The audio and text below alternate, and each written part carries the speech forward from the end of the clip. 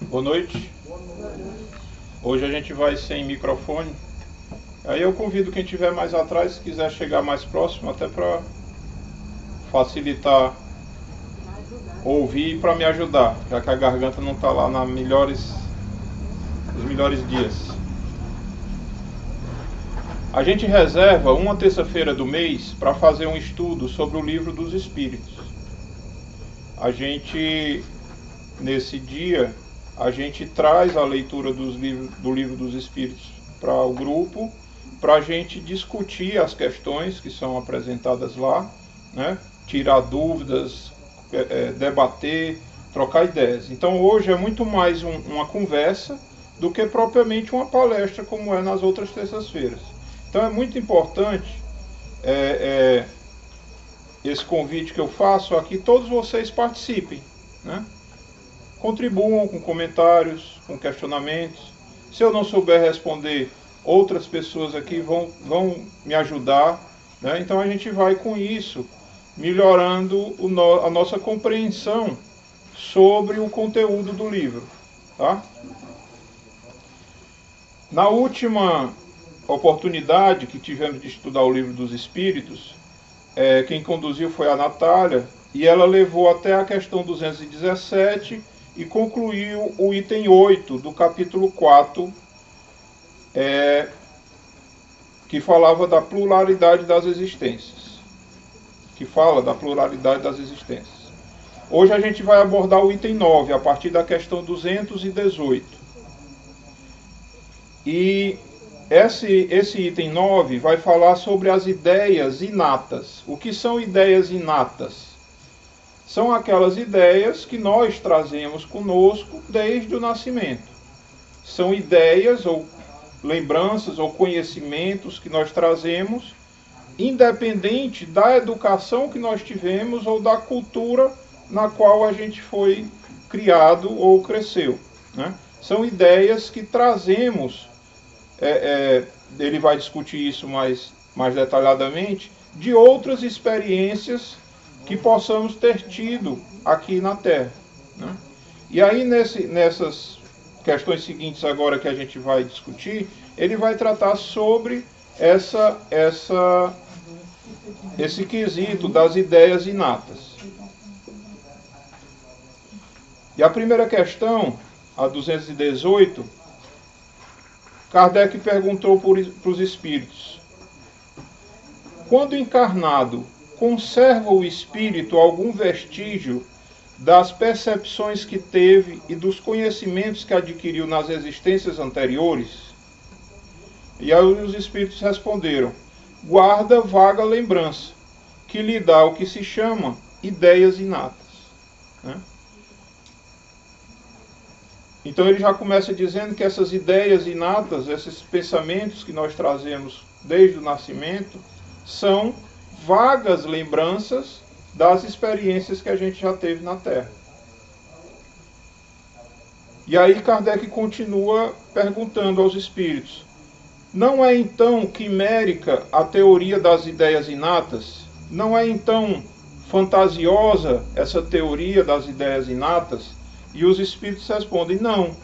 Os conhecimentos adquiridos em cada existência não mais se perdem. Libertos da matéria, o espírito sempre os tem presentes. Durante a encarnação, esquece-os em parte, momentaneamente. Porém, a intuição que deles conserva lhe auxilia o progresso. Se não fosse assim, teria que recomeçar constantemente.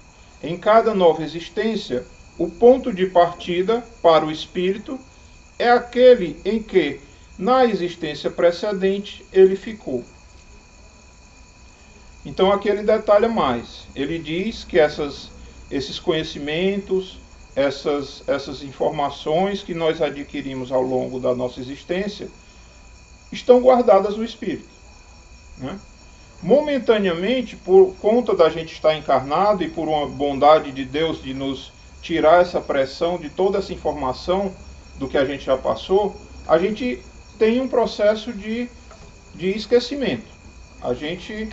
Boa parte dessas informações, a gente tem resquícios, mas não tem a lembrança precisa do que aconteceu em outras encarnações, né?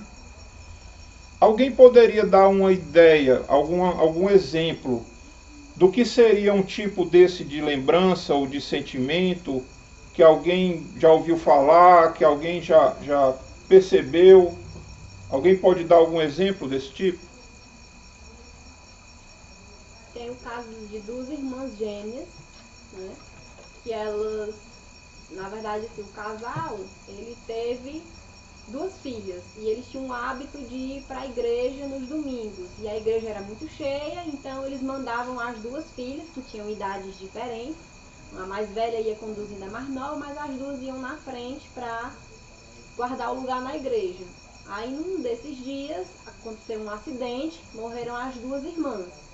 A mãe dela, depois de um tempo, acabou engravidando novamente, e aí teve duas meninas gêmeas, né? E as duas gêmeas, uma parecia ser mais velha que a outra, sempre protegendo a mais nova, e elas começaram na primeira infância a falar lembrar da vida delas como elas eram antes de ter morrido, ter sofrido o acidente. Falaram da igreja, falaram do acidente, parece que elas tinham marcas também no corpo, sinais, como se no mesmo local onde foi o acidente que ocasionou a morte de cada uma, respectivamente, né?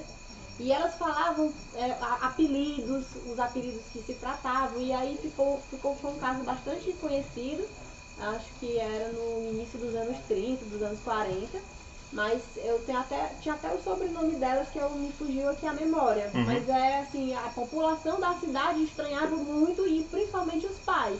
Sim. Mas aquilo ali era muito na primeira infância, né, delas, e aí depois elas pararam de ter, mas tinham fotos delas na infância, na adolescência, na fase adulta, e ficaram conhecidas. O estranho caso das irmãs fulano de tal, né?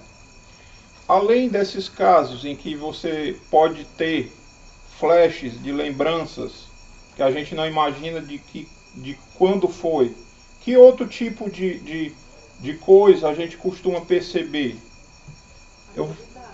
Oi? Habilidades, isso aí, bacana. Uma criança que está com muito 20 anos, né? Uma idade muito nova, já começa a demonstrar habilidades musicais que outro que estudou bastante ainda não conseguiu adquirir, né? Às vezes você vê, por exemplo, numa turma de estudo de línguas, alguém que tem muito mais facilidade de assimilar uma língua diferente do que outras, né? Será que essa pessoa traz em si alguma lembrança ou alguma experiência nesse sentido, né? Habilidades artísticas, né? Até mesmo um direcionamento, digamos, vocacional, né? Desde cedo a pessoa apresenta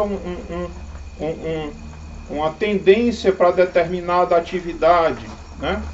De onde vem isso? De onde vem, por exemplo, a diferença entre dois irmãos criados na mesma família, com o mesmo tratamento, desenvolvendo personalidades bem distintas, né? De onde vem isso?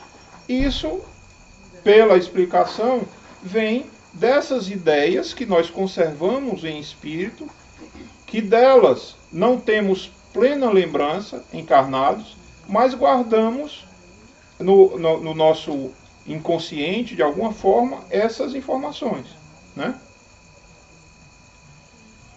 E Kardec continua perguntando ainda sobre esse tema das ideias inatas.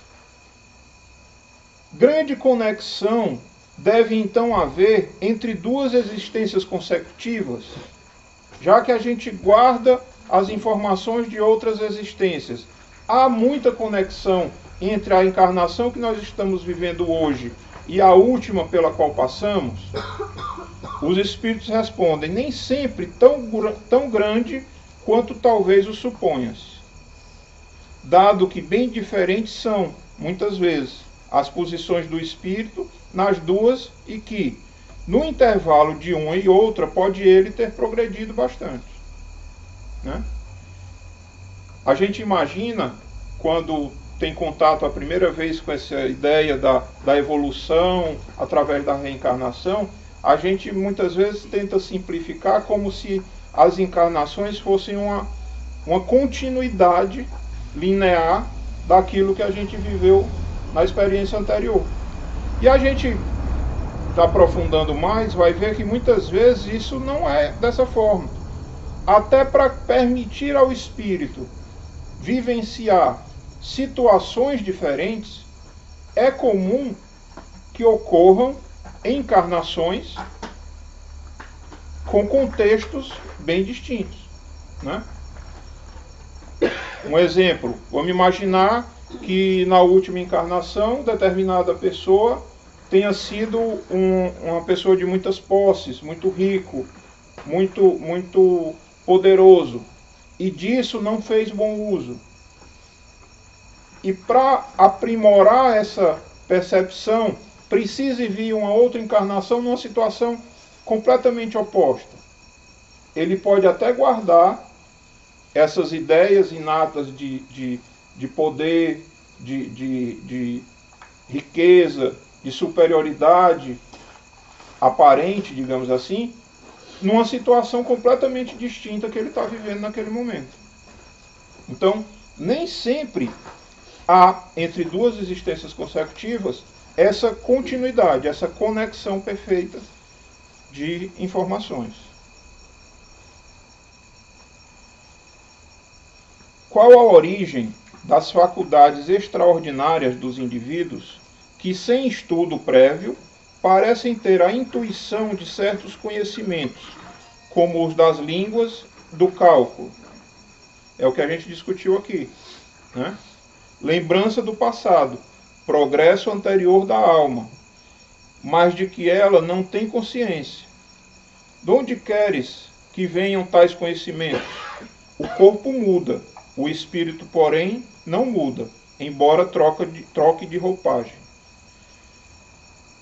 Isso é interessante, essa frase que ele diz que o corpo muda, porque durante muito tempo os estudiosos da área de psiquiatria, principalmente psicologia, eles estudavam a mente humana entendendo que tudo acontece em função do cérebro, né?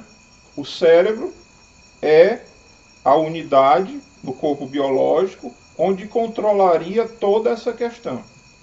Se isso fosse 100% verdade, num processo reencarnatório, eu nasço com um outro cérebro. Então eu não guardaria nenhuma informação, se isso estivesse retido no meu organismo físico. Mas se eu trago em outra existência essas ideias, esse conhecimento que eu não adquiri hoje, trago de longo tempo, é porque essas informações não estavam armazenadas unicamente no cérebro físico, né? Porque o cérebro físico se desfaz quando a gente desencarna. Mas o espírito guarda todo esse conhecimento ao longo da sua jornada, né?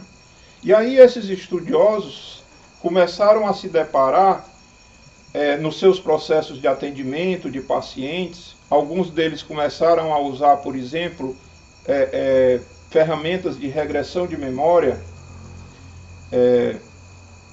Freud foi um que estudou isso como um grande avanço. Ele buscava trazer as pessoas para suas lembranças da infância, para identificar lá na infância traumas, acontecimentos que estariam gerando reflexo na vida adulta daqueles pacientes, né? E esse processo foi se aperfeiçoando. Outros pesquisadores vieram depois de Freud, Jung e outros mais, e eles começaram a utilizar essas ferramentas de regressão, e de repente alguns deles começaram a ouvir relatos do paciente de existências que não eram essa que eles estavam vivendo, né? E isso abriu o olho de alguns estudiosos para começar a cogitar a existência de um processo reencarnatório.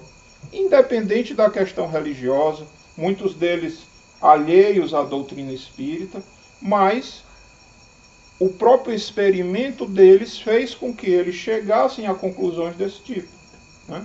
Hoje a gente tem alguns autores mais modernos, americanos, que estudam isso bem profundamente, né? E eles mesmos admitem, eles começaram o processo sem reconhecer isso, céticos com relação à existência de outras vidas, de outras encarnações, né?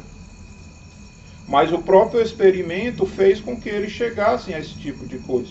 Hoje, alguns ainda buscam esse tipo de informação, caracterizando-as como dramatizações que a gente constrói para externar problemas que a gente vive. Tudo bem, quem quiser tratar dessa forma, ok. Se tiver surtindo efeito, ótimo, né? Mas muita gente já está aceitando essa ideia e incluindo isso nos seus processos de atendimentos e de terapias, né? Pode o espírito, mudando de corpo, perder algumas faculdades intelectuais, deixar de ter, por exemplo, o gosto das artes?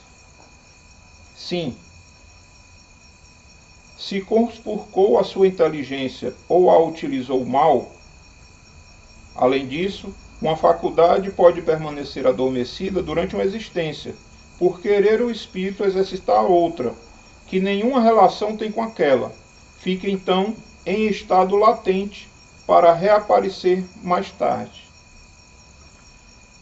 Ele quer nos dizer o seguinte, que para uma encarnação, para o planejamento do que a gente vai ter que passar numa encarnação, pode ser que determinados conhecimentos, determinadas ideias, conceitos que a gente tenha, precisem ficar adormecidos para que a gente vivencie novas experiências, né?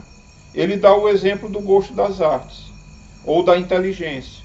Se em determinado momento da minha existência eu usei mal isso, foi motivo para mim de queda, essa informação ou esse conhecimento que eu adquiri, pode ser que na outra existência, eu ou a quem caiba o planejamento da encarnação, optar por não trazer aquela ideia, para experimentar diferente, né? Então, é possível que essa ideia volte a surgir em outra encarnação mais na frente. Está no espírito, de lá não se perde. Todo o conhecimento adquirido, o espírito mantém e acumula ao longo da sua trajetória.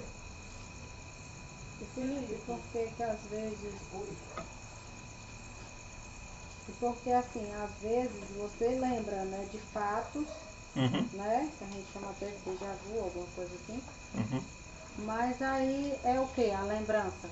Você lembrou daquele momento por quê? Por algum motivo, a sua mente acessou aquela informação, porque ela não está perdida, ela está guardada, certo? Ela só não está disponível para a lembrança, digamos, rotineira, tá? Existem processos baseados, às vezes, em hipnose, em meditação, que permita o sujeito atingir estados tais de consciência que essas lembranças possam ser resgatadas. É o que faz, por exemplo, essas terapias de vidas passadas, né? É um processo em que se permite ao espírito buscar no seu inconsciente essas lembranças e resgatar. Pode ser que eventualmente alguma dessas lembranças venham como flashes, né? A gente acesse sem necessariamente estar desejando fazer isso, né? E isso a gente tem exemplos muito ricos com relação a isso, né? E como a Natália comentou no começo, é impressionante como isso é comum em crianças até 6, 7 anos. Existe uma informação que nos diz que até os 7 anos que o que se costuma chamar de primeira infância, a nossa primeira infância seria até essa idade, que nesse período o nosso espírito ainda está em processo de ligação mais firme com o nosso corpo. Então, até esse processo estar concluído nessa faixa dos 7 anos, a criança estaria mais sujeita a esses episódios de lembranças, de fenômenos mediúnicos, de visões. É muito comum, por exemplo, os relatos de amigos imaginários, né? Relatos de, como a Natália deu um bom exemplo, de lembranças de alguma coisa que eles não conseguem associar à vida atual, né? Existem, por exemplo, alguns materiais, livros. Tem um livro do Dr. Stevenson, que ele estudou 20 casos de reencarnação. Ele pesquisou 20 casos que ele conseguiu comprovar através de validação de lembranças com informações de pesquisa, que as lembranças eram verdadeiras. Países do Oriente, em que essa cultura da reencarnação já é bem mais difundida, isso é tratado de forma bem mais comum.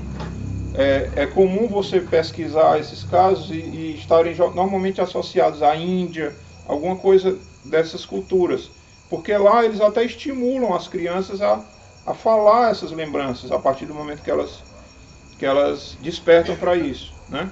Então, da mesma forma que ocorre com as crianças nessa idade, pode ocorrer, através de processos, por exemplo, de desdobramento ou alguma coisa assim, esse tipo de visão, né? De lembranças ou de percepções de fatos que não estão associados à nossa existência atual. Quando você estava falando ali na questão das artes, tem um vídeo que anda circulando aí, eu acho que assim, muita gente já deve ter visto, de um mendigo, onde ele pinta com lama, grama e areias coloridas, né? As pinturas riquíssimas. Quer dizer, isso pode ter despertado em algum momento da vida dele, porque assim, as pinturas são belíssimas, né? Alguém de repente, ele não deve ter, eu acho que na minha cabeça, na hora que eu vi, eu disse, será que deve ser uma coisa recente? Porque com uma pintura daquelas, né? Super bonita, bem assim, as paisagens belíssimas. Então assim, alguém ligado à arte descobriu uma pessoa daquela, já tinha conseguido fazer ele ganhar muito dinheiro, assim, né? Porque as pessoas quando percebem, e ele lá pintando, desenhando essas pinturas belíssimas, né? Então, aí eu pergunto, isso pode desencadear em algum momento da vida dele? Certamente. A partir do momento que essas lembranças elas estão no nosso espírito, inacessíveis aparentemente, mas fenômenos podem fazer com que nós tenhamos acesso a eles, a essas memórias, né? Não sei, claro, pode ter diversas explicações, mas claro, ele pode ter já um histórico de outras existências ligadas à arte. Pela situação dele, ele não tinha ainda como externar esse dom dele. De repente ele encontrou, de alguma forma, um meio de fazer isso, né? E está exercitando talvez um conhecimento que ele já traga de outras existências, né? Ou mediunicamente ele pode, né, de repente... Aí entra nas outras explicações, né? Outro aspecto. Na questão 221, Kardec pergunta: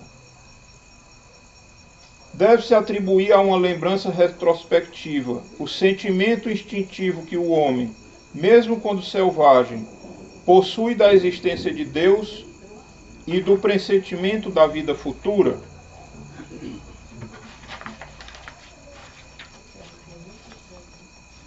É uma lembrança que ele conserva do que sabia como espírito, antes de encarnar, mas o orgulho, a miúde, abafa este sentimento. né? Então, todo mundo que está aqui na Terra, ou que esteve em qualquer momento, passou pelo plano espiritual. Mas mesmo assim, é comum, talvez mais fácil até achar pessoas desse jeito, que não aceitem essa realidade do plano espiritual. E aí depois que a gente começa a estudar, a gente pensa, como é que a gente não aceita isso, já tendo passado por tantas experiências de encarnar, desencarnar, encarnar, desencarnar? Por que é que hoje a gente ainda não tem a plena consciência da existência e da realidade desse plano espiritual, né? E aí os espíritos dizem, muitas vezes é o orgulho que abafa esse sentimento. Que orgulho é esse? Como é que o orgulho faria isso? O orgulho no sentido de nos achar autossuficientes, de nos achar poderosos, né? Nós somos a espécie na Terra mais evoluída do planeta, então nós podemos tudo. O único planeta que tem vida. O único planeta que tem vida é o nosso, né? Os antigos pensavam que tudo girava era em torno da Terra, porque a Terra era o principal, né? Então, esse sentimento de ser o centro do mundo, muitas vezes nos impede de aceitar a existência de uma realidade muito mais ampla e de um poder muito maior como o poder de Deus. Felipe, e também do preconceito, né? Não aceitar, além do orgulho e preconceito. Porque, como você até citou, no Oriente não é nem mais questão religiosa, já é cultural. Sim. As famílias, quando nasce um bebê, eles já, principalmente na Índia, nos países próximos, eles já têm toda aquela cultura de buscar saber a questão do antepassado. Uhum. E existem documentos Sim. escritos, documentários, vídeos, né? Uhum. E filmes, muitos filmes daquela região já inspirados nesses fatos. Tá, Fran? Se você botar aí no YouTube, existe a questão do aviador americano, que o menino de 2 anos, 3, com 4 anos ele já citava até como foi que ele morreu. Aí foram buscar em documentos da menina indiana. Tem vários. Infelizmente, a gente aqui na nossa outra metade do planeta, né, o Ocidente, eu chamo até de preconceito. É um preconceito mesmo, a questão da reencarnação. Aceitar isso pressupõe uma série pressupõe a quebra de uma série de conceitos. Negar, né? Negar uma série de conceitos que vem sendo construído nesse sentido de valorizar a existência material, né? Então, aceitar isso, aceitar que existe uma vida futura, que existe esse processo reencarnatório, que quem tem poder hoje, amanhã pode nascer sem poder, pode sofrer o que hoje ele faz sofrer. Aceitar isso espera-se que seja transformador, porque deve me fazer ter consciência de que o que eu faço hoje para alguém, eu posso sofrer amanhã, né?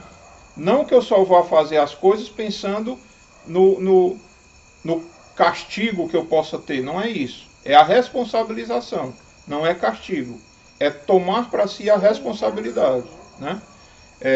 E isso tudo está por trás, né? Aceitar esse processo, estar por trás de aceitar a existência de reencarnação, de outras existências, de uma vida futura, né?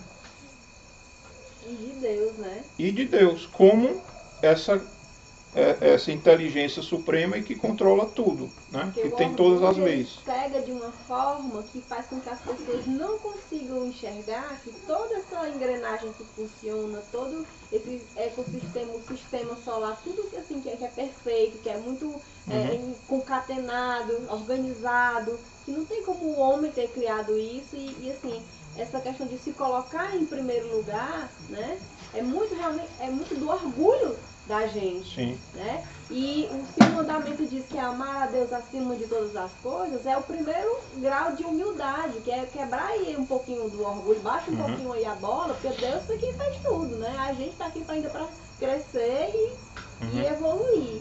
E aí é onde essa questão de começar essa aceitação é já os sinais de humildade que a gente vem trabalhando dentro do espírito da gente. Então, provavelmente essas pessoas que vivem no outro hemisfério, no Oriente, tenham ali, nelas, na sua essência, um grau de humildade maior que permite que elas aceitem essa realidade da reencarnação e das divindades que eles cultivam, né? Por isso que torna cultural, né? Sim. E eu acho que se a gente trouxesse essa realidade pra gente iria se frustrar mais ainda, né? Porque alguns não conseguiriam caminhar para frente, iriam se frustrar mais ainda, porque se você souber que você foi uma pessoa mais ruim que você já é agora, vai ser algo muito pior, doloroso, porque tem pessoas que não conseguem aceitar, né, que teve outras vidas e que essas vidas não foram lá tão boas, né, e acaba que perturba, né. Eu acho que por isso que o Brasil em si, essa nossa parte de cá, né, não tem esse compreendimento, talvez porque não tenha lá na sua gama espiritual de evoluções, de aprendizado, algo que fizesse acordar para essa realidade, que hoje outros países vivem, né? Diferente da gente. Sem dúvida. Não consegue vislumbrar, quer dizer, olhar para essas outras encarnações como algo de bom e de aprendizado. A gente pode mudar com isso. E é interessante a gente discutir isso, porque a gente sempre diz que vamos falar do brasileiro, que o brasileiro é muito espiritualizado, né? O brasileiro ele é religioso, né? Então, aqui pra gente ainda é estranho uma pessoa se declarar ateu, né? Ainda causa pra gente uma estranheza, porque a nossa cultura ela é muito ligada a isso. A nossa história tem está muito ligada a essa questão da igreja, né? Da religiosidade, né? Da mistura de crenças, né? Dos estrangeiros que vieram para cá por vontade própria ou à força, né? Então, tudo isso está misturado. A gente tem já esse lado dessa ligação com o divino, com alguma coisa do espiritual, né? Claro, cada um com a sua orientação doutrinária, né? Com as suas limitações também, né? Sim. Suas capacidades de entendimento, né? Serão devidas a essa mesma lembrança certas crenças relativas à doutrina espírita que se observam em todos os povos. Essa doutrina é tão antiga quanto o mundo, tal motivo porque em toda parte a encontramos, o que constitui prova de que é verdadeira. Conservando a intuição do seu estado de espírito, o espírito encarnado tem a consciência instintiva do mundo invisível. Mas os preconceitos, bastas vezes, falseiam essa ideia e a ignorância lhe mistura a superstição, né? Ele pergunta, essa doutrina é tão antiga quanto o mundo, mas a doutrina não foi criada por Allan Kardec, né? Allan Kardec reuniu conceitos, né? E estruturou, né? Mas os conceitos já estavam aí difundidos. A cultura da reencarnação existe desde o povo antigo. Os egípcios acreditavam nisso há 3.000 anos antes de Cristo, né? Essas culturas da Índia são milenares e já acreditavam nisso, né? A existência do espírito, dessa separação entre espírito e matéria, é comum em muitas crenças, né? Você pega povos selvagens, indígenas, o que seja, tem lá esses conceitos nas suas culturas, né? Então, isso está difundido por um motivo. Que motivo é esse? A realidade da experiência de todos nós por passar diversas vezes nesse plano espiritual, né? Como a gente vai construir a compreensão enquanto encarnado, aí sim, tem toda a influência cultural, do meio em que a gente está inserido, né? Mas essas ideias inatas, que é o tópico que a gente está discutindo, estão em nós, né? Estão difundidas em toda a humanidade, porque a nossa realidade é a mesma, né? Todos nós, guardadas as devidas diferenças de processo evolutivo, que não são tão diferentes, porque já que estamos todos encarnados aqui na Terra, porque estamos dentro de uma faixa bastante limitada, do menor para o maior grau de evolução, né? Então, está difundido em todos nós esses conceitos, mesmo que cada orientação religiosa os traga com a sua pintura específica, né? Com as suas ideias específicas. Tá? Com isso a gente termina o capítulo 4. O capítulo 5, ele só tem um tópico. Só que é um tópico que tem 7 páginas. Tá? Não adianta eu ficar aqui lendo só para cumprir tabela, né? É interessante que vocês leiam esse material depois. Porque o que é esse capítulo 5? É Kardec fazendo as suas considerações sobre todo esse estudo que foi feito no capítulo 4, sobre a pluralidade das existências, né?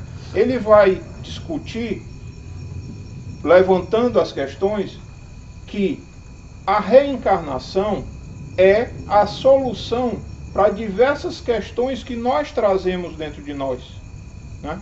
Ela explica uma série de dúvidas que nós temos, uma série de questionamentos que nós fazemos com relação à justiça divina, com relação à bondade de Deus, com relação a escolhidos e não escolhidos, né? Por que fulano vive melhor do que cicrano? Por que fulano sofre mais do que o outro, né? A reencarnação vem nos trazer uma luz sobre essas questões, né? A partir do momento que a gente amplia a nossa visão, expandindo além desse intervalo aqui na Terra, dessa atual encarnação, a gente se permite uma compreensão mais ampla dos acontecimentos, né? Ele começa dizendo que esse dogma da reencarnação ele não é novo, a gente já discutiu isso aqui, né? Dessas culturas antigas. Não é invenção do Espiritismo, nem nunca o Espiritismo tentou levantar a bandeira de que é ele que está inventando isso, não é, né? Pitágoras já trazia essa ideia, antes de Pitágoras os egípcios já traziam essa ideia. Então esse dogma da reencarnação sempre existiu. O Espiritismo veio trazer para ele uma visão talvez um pouco diferente, né? Algumas culturas orientais entendem o processo de reencarnação, eles chamam de metempsicose, em que uma pessoa poderia desencarnar e voltar como um animal, por exemplo, né? Se vocês tiverem a experiência de visitar um ambiente budista, vocês vão ver o respeito que eles têm pela menor formiga que possa passar pelo chão deles. Eu já visitei um templo budista, lá tem várias plaquinhas, não pise nas formigas, aí tem as coisas separando, né? As plaquinhas. As plaquinhas para ninguém pisar nas formigas. Por quê? Porque na cultura deles, aquilo que hoje é um animal, talvez para a gente tão insignificante, poderia ter sido ontem um familiar nosso, né? Esse é o entendimento deles, né? Traz aí uma série de conceitos da cultura deles. O Espiritismo trouxe um conceito diferente. Trouxe um conceito associado ao processo evolutivo, em que o espírito não retrograda. Eu achei que eles, aquilo não vi por esse lado, eu achei que eles era uma questão um respeito, né? Assim, mais natureza, né? Sim, sim. Eu não via por esse lado, Mas por trás tenha um pouco disso, né? Desse conceito. Então, o que para uns a reencarnação existe, mas tem esses aspectos, para o Espiritismo é a mesma reencarnação, só que trazendo com uma visão mais estruturada e sob a lógica do processo evolutivo, né? Uma vez que nós saímos do reino animal e passamos a encarnar como humanos, não nos é possibilitado voltar, né? Não regride. Seremos humanozinhos bem ruinzinhos, mas não voltaremos a ser animais, né? Então, Kardec nesse item faz todo esse estudo, né, desse processo evolutivo, de como a reencarnação trata todas essas questões, essas dúvidas, né? Aí ele fala, por exemplo,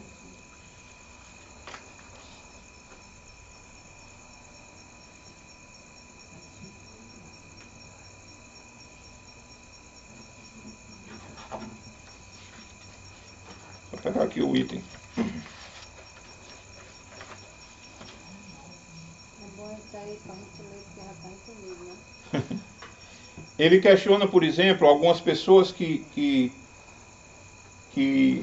se contrapõem à reencarnação com dúvidas que poderiam ser respondidas com a aceitação da reencarnação, né? O homem que trabalhou toda a sua vida por melhorar, se vir a ocupar a mesma categoria de outro que se conservou num grau inferior de adiantamento, não por culpa sua, mas porque não teve tempo nem possibilidade de se tornar melhor. Quer dizer, dois irmãos, um faleceu mais cedo e o outro viveu bem mais tempo. Esse que viveu mais tempo, que faleceu mais cedo, não teve a oportunidade de vivenciar as mesmas coisas que o outro. Se a gente analisar sem pensar no processo reencarnatório, a gente vai trazer para esse exemplo aí uma carga de injustiça, né? Mas quando a gente amplia o conhecimento e analisa isso dentro de um contexto reencarnatório, a gente aceita isso de forma bem mais tranquila, né? Kardec traz, por exemplo, o aspecto consolador do conceito reencarnatório, né? Então, eu peço a vocês que leiam esse capítulo 5. Kardec faz um apanhado bem interessante sobre esses conceitos prós e contra a reencarnação, né? Construindo essa ideia, né? E ele fecha esse capítulo com uma passagem do Evangelho que até a gente já viu aqui quando começou a estudar essa parte, que é aquela passagem em que Nicodemos procura Jesus para esclarecer-se com relação a como o homem pode atingir o reino dos céus, né? Nicodemos, que era um sacerdote, ocupava uma hierarquia alta na igreja da época, né? Procurou Jesus para questioná-lo. E Jesus disse: em verdade te digo que se um homem não nascer de novo, não poderá ver o reino de Deus. E Nicodemos perguntou: como pode um homem nascer se já está velho? Pode tornar ao ventre de sua mãe para nascer segunda vez? Jesus respondeu: em verdade te digo, que se um homem não renascer da água e do Espírito, não poderá entrar no reino de Deus. O que é nascido da carne é carne, e o que é nascido do Espírito é Espírito. Não te admires de que eu te tenha dito, é necessário que torneis a nascer. Então, Jesus já trazia nos seus discursos esse conceito, né? Que era, talvez, incompreendido pelo povo daquela época, e talvez por muitos de nós ainda na época atual, né? Então, agradeço a atenção de vocês E caso tenha alguma dúvida, a gente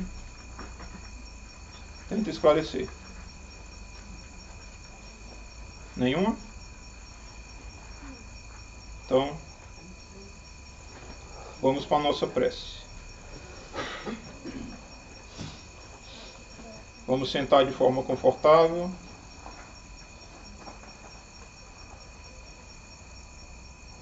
Elevar o nosso pensamento a Jesus.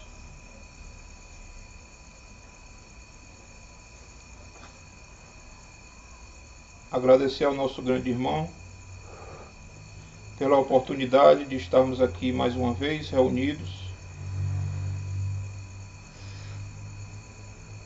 buscando compreender esses ensinamentos deixados por Ti, Jesus, há tanto tempo,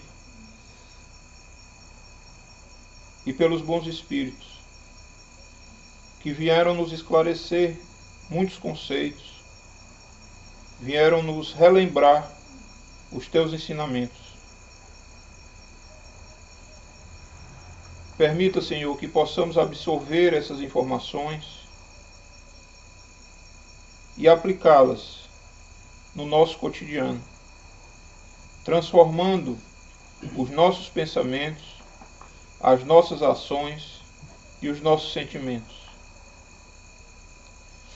Derrama, Senhor, sobre todas nós as Tuas bênçãos, ilumina os nossos caminhos e nos protege, hoje e sempre. Que assim seja.